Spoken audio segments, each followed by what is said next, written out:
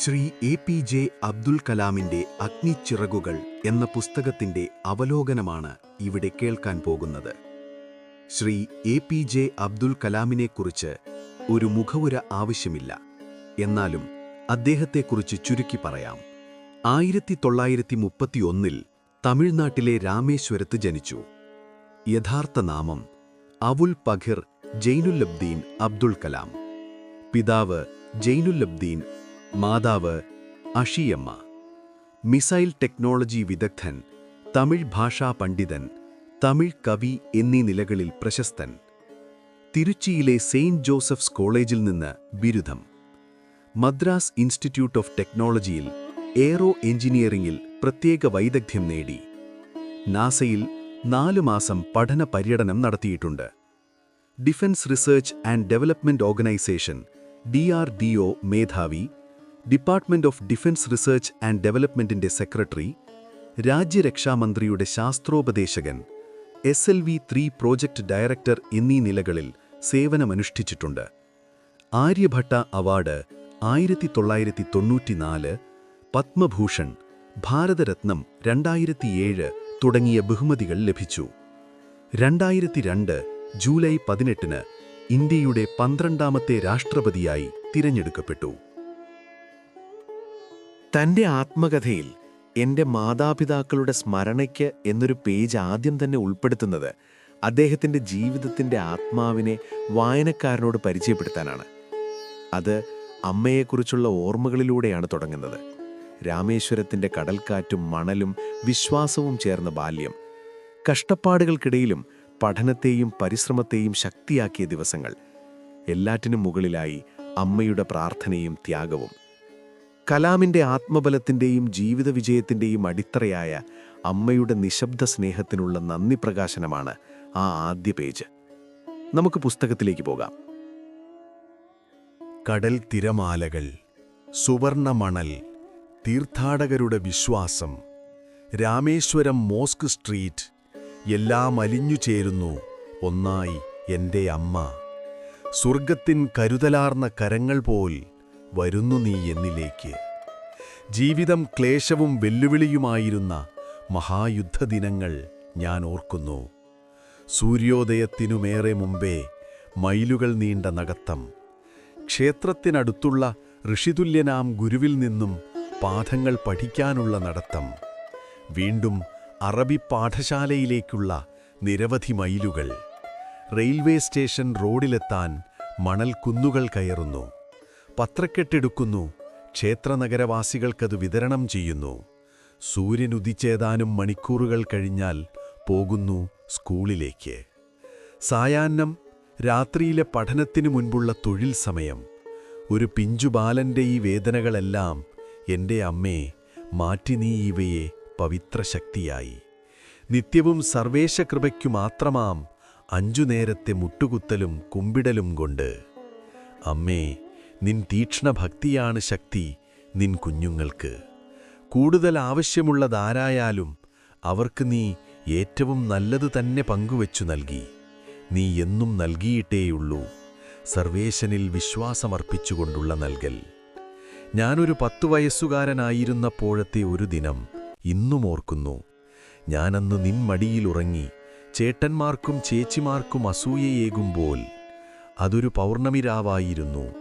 എൻ്റെ ലോകം നീ മാത്രമറിഞ്ഞു അമ്മേ, എൻ്റെ അമ്മേ.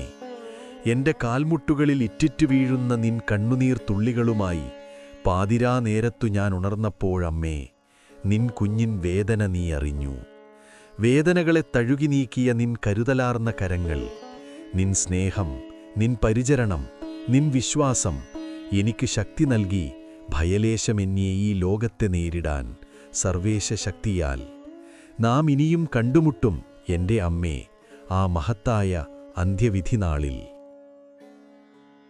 ശ്രീ എ.പി.ജെ. അബ്ദുൽ കലാം രാമേശ്വരം എന്ന കടൽ ചുറ്റപ്പെട്ട പട്ടണത്തിൽ മദ്രാസ് സംസ്ഥാന കാലഘട്ടത്തിൽ ഒരു സാധാരണ തമിഴ് കുടുംബത്തിലാണ് ജനിച്ചത്. ഔപചാരിക വിദ്യാഭ്യാസമോ സമ്പത്തോ കൂടുതലില്ലാത്തയാളായിരുന്നു പിതാവ്. എന്നാൽ അറിവും ആത്മവിശാലതയും സ്വാഭാവികമായി നിറഞ്ഞയൊരാളായിരുന്നു അദ്ദേഹം. അമ്മ അതീവ കരുണയും സേവന മനോഭാവവുമുള്ള സ്ത്രീയായിരുന്നു. ദിവസേന എത്ര പേർക്ക് അവർ ഭക്ഷണം നൽകിയിരുന്നു എന്നോർക്കാൻ കഴിയില്ലെങ്കിലും വീട്ടിലെ അംഗങ്ങളെക്കാൾ കൂടുതൽ ആളുകൾ അതിഥികളായി ഭക്ഷണം പങ്കിട്ടിരുന്നുവെന്ന് കലാം തന്നെ ഓർമ്മിക്കുന്നു. സമൂഹത്തിൽ മാതാപിതാക്കൾ മാന്യരായ ദമ്പതികളായി അംഗീകരിക്കപ്പെട്ടവരായിരുന്നു. പ്രത്യേകിച്ച് അമ്മയുടെ കുടുംബ പാരമ്പര്യം ഏറെ ആദരിക്കപ്പെട്ടിരുന്നു. അവരുടെ വംശത്തിലെ ഒരാൾക്ക് ബ്രിട്ടീഷുകാർ ബഹാദൂർ എന്ന ബഹുമതിയും നൽകിയിരുന്നു. നല്ല ഉയരവും സൗന്ദര്യവുമൊക്കെ ഉണ്ടായിരുന്ന മാതാപിതാക്കൾക്ക് ജനിച്ച പല കുട്ടികളിൽ ഒരുവനായ എനിക്ക് വലിയ പൊക്കമോ ഭംഗിയോ ഒന്നും ഉണ്ടായിരുന്നില്ല എന്ന് കലാം പറയുന്നു. കുടുംബം താമസിച്ചിരുന്നത് 19-ാം നൂറ്റാണ്ടിൻ്റെ മധ്യത്തിൽ നിർമ്മിച്ച പഴയ വീട്ടിലായിരുന്നു. രാമേശ്വരം മോസ്ക് സ്ട്രീറ്റിൽ സ്ഥിതി ചെയ്തിരുന്ന ആ വീട് ചുണ്ണാമ്പുകല്ലും ചുടുകട്ടയും ഉപയോഗിച്ച് നിർമ്മിച്ച ലളിതവും ഉറപ്പുള്ളതുമായ ഒരു വീടായിരുന്നു. അത്യാവശ്യമില്ലാത്ത ആഡംബരങ്ങൾ ഒഴിവാക്കിയ ജീവിതമാണ് പിതാവ് നയിച്ചിരുന്നത്. എന്നിരുന്നാലും ഭക്ഷണം, വസ്ത്രം, ചികിത്സ തുടങ്ങിയ അടിസ്ഥാന ആവശ്യങ്ങൾക്കൊന്നും ഒരിക്കലും കുറവുണ്ടായിരുന്നില്ല. അതുകൊണ്ടുതന്നെ സാമ്പത്തികമായും മാനസികമായും സുരക്ഷിതത്വമുള്ള ഒരു ബാല്യമാണ് കലാമിന് ലഭിച്ചത്. അമ്മയോടൊപ്പം അടുക്കളയിലെ നിലത്തിരുന്ന് ഭക്ഷണം കഴിക്കുന്നതായിരുന്നു പതിവ്. വാഴയിലയിൽ വിളമ്പിയ ചോറിനു മുകളിലേക്ക് ചൂടുള്ള സാമ്പാർ ഒഴിക്കുകയും കൂടെ വീട്ടിൽ തന്നെ തയ്യാറാക്കിയ അച്ചാറും തേങ്ങാച്ചമ്മന്തിയും വയ്ക്കുകയും ചെയ്തിരുന്ന ആ ലളിതമായ ഭക്ഷണമാണ് പിന്നീട് ജീവിതം മുഴുവൻ ഓർമ്മകളായി മാറിയത്. APJ അബ്ദുൽ കലാം വളർന്ന രാമേശ്വരം ഒരു തീർത്ഥാടന നഗരമായിരുന്നു. പ്രസിദ്ധമായ ശിവക്ഷേത്രത്തിലേക്ക് വീട്ടിൽ നിന്ന് കുറച്ച് നിമിഷങ്ങൾ നടന്നാൽ മതിയായിരുന്നു. മുസ്ലിം കുടുംബങ്ങൾ കൂടുതലായി താമസിച്ച പ്രദേശമായിരുന്നുവെങ്കിലും ഹിന്ദു കുടുംബങ്ങളുമായുള്ള സൗഹൃദ ബന്ധങ്ങൾ അവിടെ ഉണ്ടായിരുന്നു. മതഭേദമില്ലാത്ത സഹവാസമാണ് ആ തെരുവിൻ്റെ പ്രത്യേകത. വൈകുന്നേരങ്ങളിൽ പിതാവ് പള്ളിയിലേക്ക് പോകുമ്പോൾ എന്നെയും കൂടെ കൂട്ടാറുണ്ടായിരുന്നു. അവിടെ മുഴങ്ങുന്ന അറബി പ്രാർത്ഥനകളുടെ അർത്ഥം ബാലനായ എനിക്ക് മനസ്സിലായിരുന്നില്ല. എന്നിരുന്നാലും അതെല്ലാം ഒരു ദൈവസന്നിധിയിലേക്കാണ് ഉയരുന്നതെന്ന വിശ്വാസം എൻ്റെ മനസ്സിലുണ്ടായിരുന്നു. പ്രാർത്ഥന കഴിഞ്ഞ് പിതാവ് പുറത്തു വരുമ്പോൾ വിവിധ മതങ്ങളിൽപ്പെട്ട ചിലർ അദ്ദേഹത്തെ കാത്തു നിൽക്കുന്നതും പതിവായിരുന്നു. അവർ കൊണ്ടുവരുന്ന വെള്ളത്തിൽ അദ്ദേഹം വിരൽ മുക്കി ശാന്തമായി ഒരു പ്രാർത്ഥന ചൊല്ലും. ആ വെള്ളം രോഗികൾക്ക് നൽകാൻ അവർ വീട്ടിലേക്ക് കൊണ്ടുപോകും. പിന്നീട് സുഖം പ്രാപിച്ചവർ നന്ദി പറയാൻ വന്നപ്പോഴും പിതാവ് അത് സ്വീകരിക്കാതെ കരുണാമയനായ ദൈവത്തോട് നന്ദി പറയാൻ മാത്രമാണ് ആവശ്യപ്പെട്ടിരുന്നത്. രാമേശ്വരം ക്ഷേത്രത്തിലെ മുഖ്യ പുരോഹിതനായ പാക്ഷി ലക്ഷ്മണശാസ്ത്രിയുമായി പിതാവിന് അടുത്ത സൗഹൃദമുണ്ടായിരുന്നു. ബാല്യത്തിലെ ഏറ്റവും തെളിഞ്ഞ ഓർമ്മകളിലൊന്ന് പരമ്പരാഗത വേഷധാരികളായി ആത്മീയ വിഷയങ്ങൾ ചർച്ച ചെയ്യുന്ന ഈ രണ്ടുപേരെയും ഒരുമിച്ചു കാണുന്നതാണ്. കുറച്ചു പ്രായമായപ്പോൾ പ്രാർത്ഥനയുടെ അർത്ഥത്തെക്കുറിച്ച് ഞാൻ പിതാവിനോട് ചോദിച്ചു. അതിനദ്ദേഹം പറഞ്ഞ മറുപടി വളരെ ലളിതമായിരുന്നു. പ്രാർത്ഥന മനുഷ്യനെ ആത്മീയ ശക്തിയുമായി ഒന്നിപ്പിക്കുന്ന ഒരു മാർഗമാണ്. പ്രാർത്ഥിക്കുമ്പോൾ മനുഷ്യൻ തൻ്റെ ശരീരപരിമിതികൾ മറികടന്ന് സർവ്വവിശ്വത്തിൻ്റെ ഭാഗമാകുന്നു. അവിടെ ജാതിയുടെയും മതത്തിൻ്റെയും സമ്പത്തിൻ്റെയും വേർതിരിവുകളില്ല. സങ്കീർണമായ ആത്മീയ ആശയങ്ങൾ വളരെ ലളിതമായി വിശദീകരിക്കാൻ പിതാവിന് പ്രത്യേക കഴിവുണ്ടായിരുന്നു. ഒരിക്കൽ അദ്ദേഹം പറഞ്ഞു, ഓരോ മനുഷ്യനും അവൻ ഏതവസ്ഥയിലായാലും ദൈവീക സത്തയുടെ ഒരംശം തന്നെയാണെന്ന്. അതുകൊണ്ട് ജീവിതത്തിലെ ബുദ്ധിമുട്ടുകളെയും പ്രതിസന്ധികളെയും ഭയപ്പെടേണ്ടതില്ല. അവ സ്വയം തിരിച്ചറിയാനുള്ള പരീക്ഷണങ്ങളായി കാണേണ്ടതാണ്. ഒരു ദിവസം ഞാൻ ചോദിച്ചു, സഹായത്തിനായി വരുന്നവർക്കെല്ലാം ഈ ചിന്തകൾ എന്തുകൊണ്ട് തുറന്നു പറയുന്നില്ലെന്ന്. പിതാവ് കുറച്ചു നിമിഷം മൗനത്തിൽ നിന്ന ശേഷം പറഞ്ഞു, വേദനയിലകപ്പെട്ട മനുഷ്യൻ ആദ്യം അന്വേഷിക്കുന്നത് ആശ്വാസമാണ്. എന്നാൽ ഭയം വളർത്തുന്ന വിധിദർശനവും ഉള്ളിലെ ശക്തിയെ തിരിച്ചറിയാൻ സഹായിക്കുന്ന ദർശനവും തമ്മിലുള്ള വ്യത്യാസം നമുക്ക് മനസ്സിലാക്കേണ്ടതുണ്ട്. ദിവസം തുടങ്ങുന്നത് പുലർച്ചെ 4 മണിയോടെ പ്രാർത്ഥനയോടെയായിരുന്നു പിതാവിൻ്റെ ശീലം. തുടർന്ന് 4 മൈൽ അകലെയുള്ള ചെറിയ തേങ്ങത്തോട്ടത്തിലേക്ക് അദ്ദേഹം നടക്കും. മടങ്ങി വരുമ്പോൾ തോളിൽ കെട്ടിയ തേങ്ങകളുമായിട്ടായിരിക്കും. അതിനുശേഷമേ ഭക്ഷണം കഴിക്കൂ. വയസ്സ് ചെന്ന ശേഷവും ഈ ലളിതവും കഠിനശ്രമവുമുള്ള ദിനചര്യയിൽ അദ്ദേഹം മാറ്റം വരുത്തിയിരുന്നില്ല. ശാസ്ത്രത്തിൻ്റെയും സാങ്കേതികവിദ്യയുടെയും ലോകത്ത് പ്രവർത്തിച്ച ഞാൻ ജീവിതകാലം മുഴുവൻ പിതാവിന്റെ ജീവിത ദർശനം പിന്തുടരാനായിരുന്നു ശ്രമിച്ചത്. അദ്ദേഹം എനിക്ക് സൂചിപ്പിച്ച ശാശ്വത സത്യങ്ങളെ മനസ്സിലാക്കാൻ ഞാൻ ശ്രമിച്ചു. മനുഷ്യനെ ആശയക്കുഴപ്പങ്ങളിൽ നിന്നും വേദനകളിൽ നിന്നും പരാജയങ്ങളിൽ നിന്നും ഉയർത്താൻ കഴിയുന്ന ഒരു അദൃശ്യ ശക്തിയുണ്ടെന്ന വിശ്വാസം അതുവഴി എനിക്കുറപ്പായി.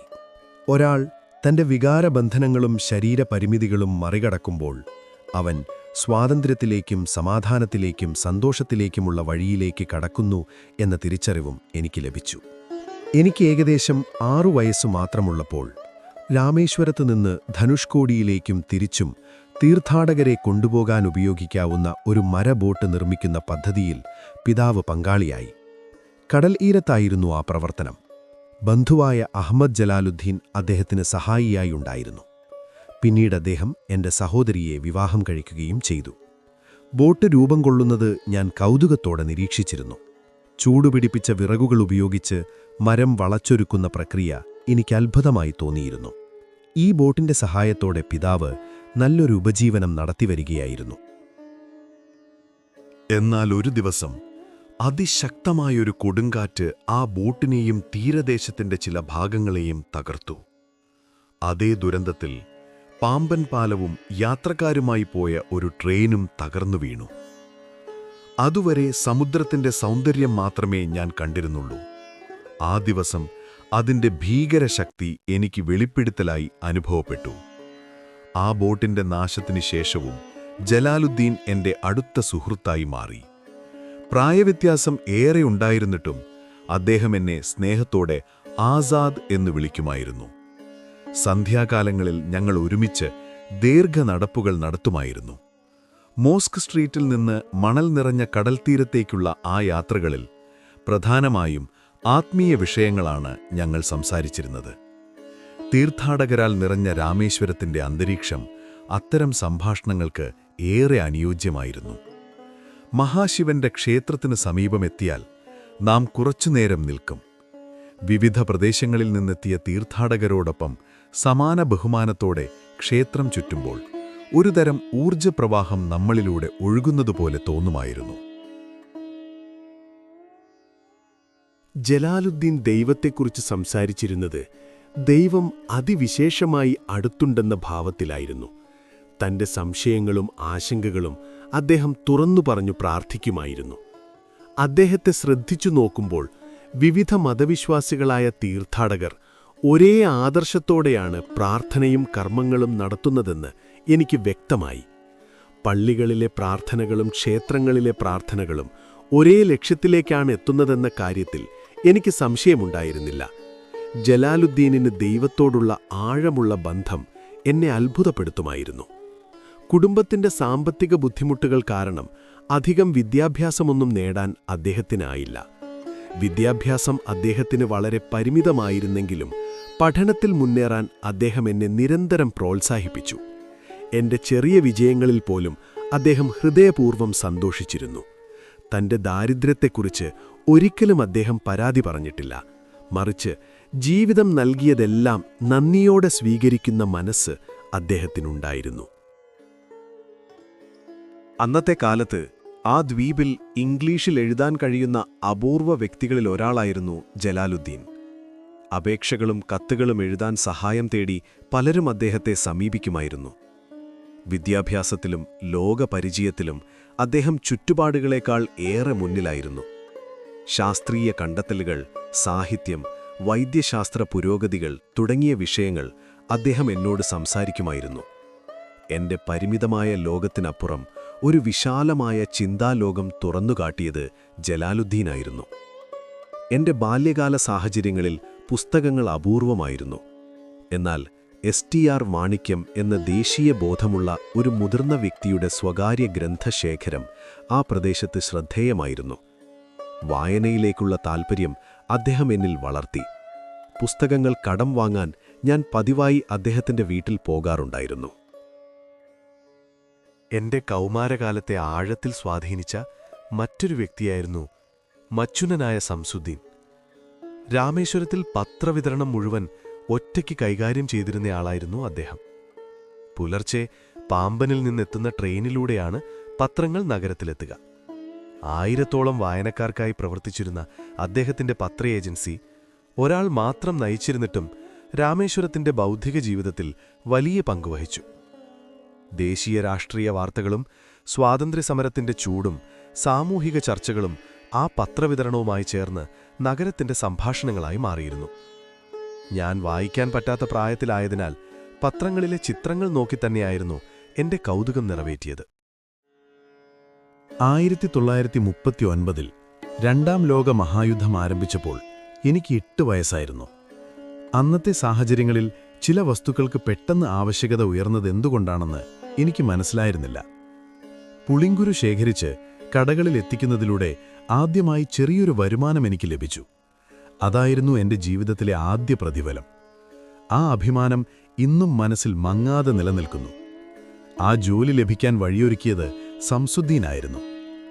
ഒരു കുട്ടി ജനിക്കുന്നത് പ്രത്യേകമായൊരു സാമൂഹികവും സാമ്പത്തികവുമായ അന്തരീക്ഷത്തിലേക്കാണ്. പിന്നീട് അവൻ ആ ചുറ്റുപാടുകളിലൂടെയാണ് വളരുന്നത്. സത്യസന്ധതയും അച്ചടക്കവും പിതാവിൽ നിന്നാണ് എനിക്ക് ലഭിച്ചത്. കരുണയും നന്മയിലേക്കുള്ള വിശ്വാസവും അമ്മയിലൂടെ വളർന്നു. എന്നാൽ എൻ്റെ ബാല്യത്തെ ഏറ്റവും കൂടുതൽ രൂപപ്പെടുത്തിയ കാലഘട്ടം ജലാലുദ്ദീനും സംസുദ്ദീനും ചേർന്ന് എന്നെ സ്വാധീനിച്ച ദിവസങ്ങളായിരുന്നു. ഔപചാരിക വിദ്യാഭ്യാസം കുറവായിരുന്നിട്ടും അവരുടെ ചിന്തകളും സമീപനങ്ങളും എൻ്റെ ഉള്ളിൽ സൃഷ്ടിപരമായൊരു കാഴ്ചപ്പാട് വളർത്തി. ബാല്യകാലത്ത് എനിക്ക് 3 അടുത്ത സുഹൃത്തുക്കളുണ്ടായിരുന്നു: രാമനാഥ ശാസ്ത്രി, അരവിന്ദൻ, ശിവപ്രകാശൻ.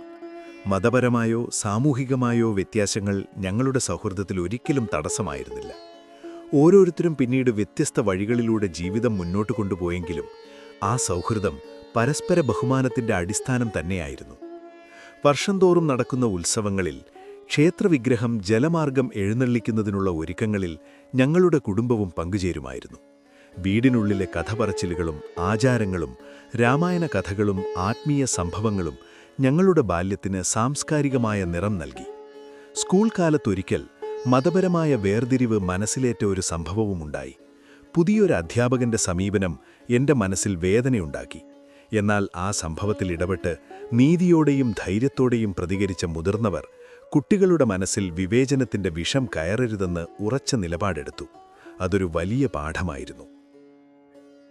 എന്റെ ശാസ്ത്രാധ്യാപകനായിരുന്ന ശിവസുബ്രഹ്മണ്യ അയ്യർ ചിന്തയിലേറെ മുന്നേറിയ ഒരാളായിരുന്നു. സാമൂഹിക വേലിക്കെട്ടുകൾ പൊളിക്കണമെന്ന അദ്ദേഹത്തിന്റെ ആഗ്രഹം വാക്കുകളിൽ മാത്രം ഒതുങ്ങിയിരുന്നില്ല. ഒരിക്കൽ അദ്ദേഹം എന്നെ വീട്ടിലേക്ക് ഭക്ഷണത്തിന് ക്ഷണിച്ചു. ആദ്യം ഗുരുപത്നിക്ക് ചില ആശങ്കകൾ ഉണ്ടായിരുന്നെങ്കിലും ഗുരു സ്വന്തം ആഹാരം വിളമ്പിത്തരിക മാത്രമല്ല, ഒന്നിച്ചിരുന്ന് കഴിക്കുകയും ചെയ്തു. തന്റെ പ്രവൃത്തികളിലൂടെ തന്നെ സമത്വത്തിന്റെ അർത്ഥം അദ്ദേഹം എന്നെ പഠിപ്പിച്ചു. മാറ്റം കൊണ്ടുവരാൻ തീരുമാനിച്ചാൽ ചില അസൗകര്യങ്ങൾ നേരിടേണ്ടി വരുമെന്ന സന്ദേശം അതിലൂടെ എനിക്ക് വ്യക്തമായി. പിന്നീട് ഗുരുവിന്റെ വീട്ടിൽ പോയപ്പോൾ ഒരാശങ്കയും കൂടാതെ ഗുരുപത്നി ഭക്ഷണം വിളമ്പിത്തന്നു. ഈ അനുഭവങ്ങളെല്ലാം ചേർന്നാണ് എൻ്റെ ചിന്തകളും സ്വഭാവവും രൂപപ്പെട്ടത്. ബാല്യകാല സൗഹൃദങ്ങളും ഗുരുക്കന്മാരുടെ ഇടപെടലുകളും പിന്നീട് എൻ്റെ ജീവിത ദർശനത്തിൻ്റെയും മൂല്യങ്ങളുടെയും അടിത്തറയായി മാറി. രണ്ടാം ലോക മഹായുദ്ധം അവസാനിച്ചതോടെ രാജ്യത്ത് ഒരു പുതുമയുടെ കാറ്റ് വീശി തുടങ്ങി. ഇന്ത്യ സ്വാതന്ത്ര്യത്തിലേക്ക് അടുക്കുകയാണെന്ന ബോധം ജനങ്ങളിലാകെ പ്രതീക്ഷ പകർന്നു. ഇന്ത്യയെ ഇന്ത്യക്കാർ തന്നെയാണ് നിർമ്മിക്കുക എന്ന ഗാന്ധിജിയുടെ വാക്കുകൾ ആ കാലഘട്ടത്തിന്റെ ആത്മാവായി മാറി. ആ മാറ്റത്തിന്റെ ഒഴുക്കിലാണ് കൂടുതൽ പഠനത്തിനായി രാമേശ്വരം വിട്ട് രാമനാഥപുരത്തേക്ക് പോകാനുള്ള ആഗ്രഹം ഞാൻ പിതാവിനോട് പങ്കുവച്ചത്. അദ്ദേഹത്തിന്റെ മറുപടി വാക്കുകളേക്കാൾ ദർശനമായിരുന്നു. വളരാൻ ദൂരേക്ക് പോകേണ്ടി വരുമെന്ന് അദ്ദേഹം പറഞ്ഞു. ഉയർന്ന ലക്ഷ്യങ്ങളിലേക്ക് പോകുമ്പോൾ പരിചിതമായ ഇടങ്ങളോടുള്ള ആസക്തി വിട്ടുനിൽക്കേണ്ടി വരുമെന്നും അദ്ദേഹം ഓർമ്മിപ്പിച്ചു. സ്നേഹം ബന്ധനമാകരുത് എന്നതായിരുന്നു അദ്ദേഹത്തിന്റെ നിലപാട്. മടിച്ചുനിന്ന അമ്മയെ ആശ്വസിപ്പിക്കാൻ മക്കൾ മാതാപിതാക്കളുടെ സ്വത്തല്ല, ജീവിതത്തിന്റെ യാത്രക്കാരാണെന്ന ആശയം അദ്ദേഹം ഉദാഹരണങ്ങളിലൂടെ വിശദീകരിച്ചു. യാത്രയ്ക്ക് മുമ്പ് അദ്ദേഹം ഞങ്ങളെ പള്ളിയിലേക്ക് കൂട്ടിക്കൊണ്ടുപോയി. അവിടെ ചൊല്ലിയ പ്രാർത്ഥന എന്റെ മുന്നിലുള്ള യാത്രയ്ക്ക് ആത്മബലം നൽകുന്നതായിരുന്നു. രാമേശ്വരം സ്റ്റേഷനിൽ നിന്നും വിടവാങ്ങുമ്പോൾ, നിന്റെ ശരീരം ഈ ദ്വീപിൽ വളർന്നേക്കാം, പക്ഷേ നിന്റെ ആത്മാവ് ദൂരെയുള്ള നാളെയിലാണ് വസിക്കുക എന്ന അനുഗ്രഹവാക്കുകൾ അദ്ദേഹം നൽകി. പഠനവും താമസവും ക്രമീകരിക്കാൻ സുഹൃത്തുക്കൾ ഒപ്പം യാത്ര ചെയ്തു. എങ്കിലും പുതിയ പട്ടണവുമായി ഉടൻ പൊരുത്തപ്പെടാൻ എനിക്ക് കഴിഞ്ഞില്ല. വലുതും തിരക്കേറിയതുമായ ആ നഗരം രാമേശ്വരത്തിന്റെ ലാളിത്യവും സൗഹൃദവും നൽകുന്നില്ലായിരുന്നു. വീടിനോടുള്ള ആകാംക്ഷ പലപ്പോഴും മനസ്സിനെ പിടിച്ചുലച്ചു. അമ്മയുണ്ടാക്കിയ ഭക്ഷണത്തിന്റെ രുചിയും വീട്ടിലെ ചൂടും അവിടെ ലഭ്യമല്ലായിരുന്നു. എന്നിരുന്നാലും പുതിയ സാഹചര്യങ്ങളെ സ്വീകരിക്കണമെന്ന് ഞാൻ തീരുമാനിച്ചു. കാരണം പിതാവ് എന്നിൽ വലിയ പ്രതീക്ഷകൾ അർപ്പിച്ചിരുന്നതായി എനിക്കറിയാമായിരുന്നു. അദ്ദേഹത്തിന്റെ സ്വപ്നം സാക്ഷാത്കരിക്കേണ്ടത് എന്റെ ഉത്തരവാദിത്വമാണെന്ന് ഞാൻ വിശ്വസിച്ചു. പരിചിതമായ സുരക്ഷിതത്വം നഷ്ടപ്പെട്ടതിന്റെ വേദനയുണ്ടായിരുന്നെങ്കിലും അതിനെ വളർച്ചയുടെ വിലയായി ഞാൻ സ്വീകരിച്ചു. ഈ കാലഘട്ടത്തിൽ നല്ല ചിന്തകൾ മനുഷ്യന്റെ വഴിയെ മാറ്റുമെന്ന് സുഹൃത്തുക്കൾ എന്നെ ഓർമ്മിപ്പിച്ചു. നിരാശയും ഗൃഹാതുരത്വവും വന്നപ്പോൾ ചിന്തകളെ നിയന്ത്രിക്കാനുള്ള ശ്രമം ഞാൻ തുടർന്നു. ഒടുവിൽ വിധി എന്നെ പഴയ ഇടങ്ങളിലേക്ക് തിരിച്ചു കൊണ്ടുപോയില്ല, മറിച്ച് അവിടെയിൽ നിന്ന് കൂടുതൽ ദൂരങ്ങളിലേക്കാണ് എന്നെ നയിച്ചത്, വളർച്ചയിലേക്കും ഉത്തരവാദിത്വത്തിലേക്കും.